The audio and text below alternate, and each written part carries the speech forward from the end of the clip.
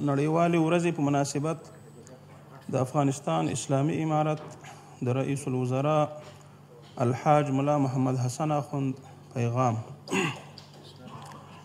بسم الله الرحمن الرحیم. الحمد لله وكفى والصلاة والسلام على عباده الذين اصطفى وبعد. قال الله تبارك وتعالى: أعوذ بالله من الشيطان الرجيم. بسم الله الرحمن الرحيم. الذين آمنوا وهاجروا وجاهدوا في سبيل الله بأموالهم وأنفسهم أعظم درجة عند الله وأولئك هم الفائزون. صدق الله العظيم. د افغانستان مسلمان او متدین ولس د اسلامي امارت مسؤلینو د غونډې ګډونوالو او په ځانګړې توګه ټولو مهاجرینو هیوادوالو ته السلام علیکم ورحمت الله وبرکاته.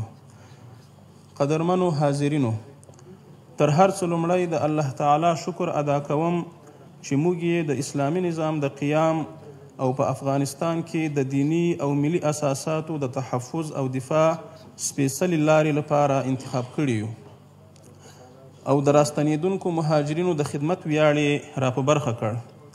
الله تعالی دې موږ او تاسو ته لا ډیر توفیق را نصیب کړي تر څو په موفقیت سره د ټولو مسؤلیتونو له عهدې راووځو.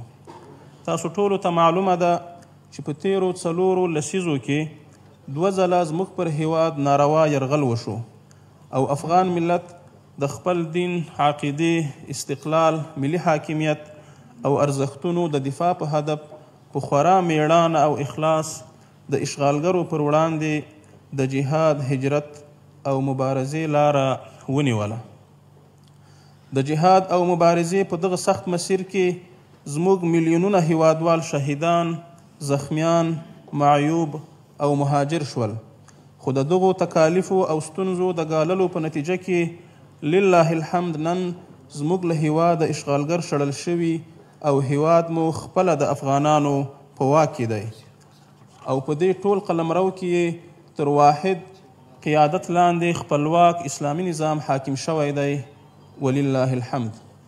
ګرانو مهاجرو ورونو او خویندو، لکه څنګه چې د جهاد او هجرت لاره د تکلیف او مشقت له اړخه سخته ده، همدومره یې فضیلت هم ډیر دی او د الله تعالی په نزد خورا لوړ مقام او اجرونه لري. مهاجر ورونه او خویندې هغه که هیواد ته راستانه شوي او یا لا هم له هیواده بهر په نورو هیوادونو کې میشت دي، دوی واقعا د ستر اعزاز او قدردانۍ وړ دي.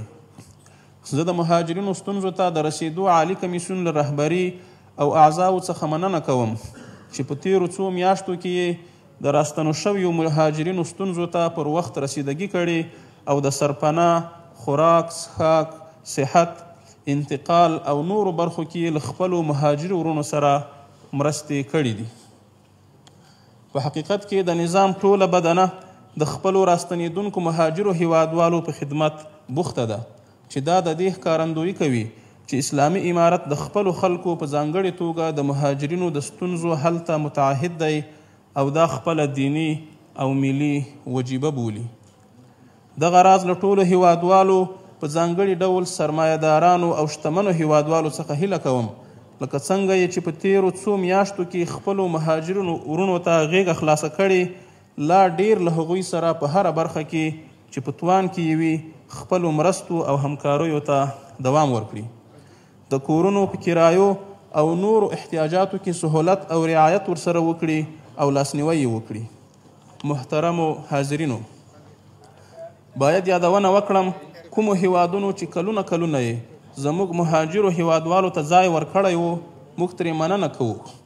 زموږ ولس احسان فراموشه نه دی او د دوی کوربتوب ته د قدر په سترګه ګوري، خو په عین وخت کې زموږ هیله دا ده چې د مهاجرینو لوی او بشري موضوع ته دې له سیاسي لیدلوري او د آني ګټو او تصمیمونو له زاویې نه کتل کیږي، د فشار په ډول دې نه کارول کیږي. د راستنېدو پروسه دې په ابرومندانه او تدریجي ډول مخته یوړل شي تر څو خدای مکړه د بشري فاجعې او په اوږد مهال کې د هیوادونو ترمنځ د کرکې او بدبینۍ باعث ونه ګرځي.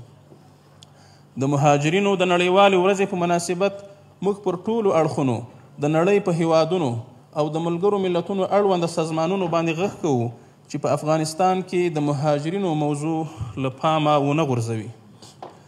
بشري عاطفه او خواخوږي دا ایجابوي چې یاد شوي مراجع هم په افغانستان کې او هم له افغانستان څخه بهر د افغان مهاجرینو ستونزو ته رسیدګي وکړي، د هغوی د جبري اخراج مخه ونیسي، د هغوی د نیولو، بندیانولو، د مالونو د ضبط او یا ورته د نورو خنډونو جوړولو د مخنیوي لپاره مؤثرې او عملي هڅې وکړي.